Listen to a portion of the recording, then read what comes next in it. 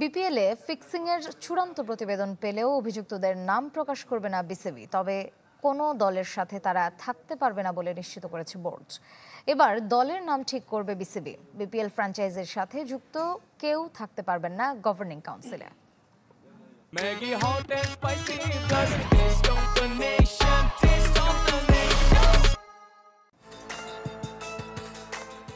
গেলবারের BPL নিয়ে ছিল নানা অভিযোগ, এর মধ্যে অন্যতম স্পট ফিক্সিং, যা নিয়ে তদন্তে নামে ক্রিকেট বোর্ড।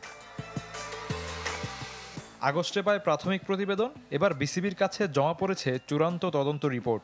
900 পৃষ্ঠার প্রতিবেদনে থাকা অভিযুক্তদের নাম অবশ্য প্রকাশ করেনি বিসিবি, তবে নিশ্চিত করেছে অভিযুক্তরা দল পাবেন না। আসন্ন বিপিএলে দলের জন্য আবেদন জমা পড়েছে 11টি, কয়েকটি ফ্র্যাঞ্চাইজি নামও দিয়েছে, তবে সেটাকে গুরুত্ব দিবে না বোর্ড। এবার নাম চূড়ান্ত করবে বিসিবি।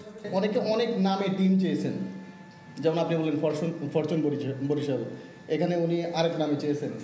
এই নামগুলি বোর্ড ঠিক করে দিবে এবং বোর্ড এটাকে আমরা ট্রেডমার্ক করে নিব। এই নাম আর কেউ চাইলেই চেঞ্জ করতে পারবে না।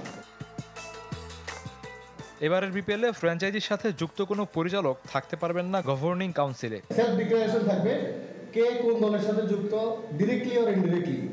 সেটা যদি আমাদের গভর্নিং কাউন্সিলের কেউ থাকে, he have to resign from the governing council. 5 বা 6টি ফ্র্যাঞ্চাইজি নিয়ে হবে দ্বাদশ BPL. Players draft 15 November. Shafiuddin Shaon, channel 24, Dhaka.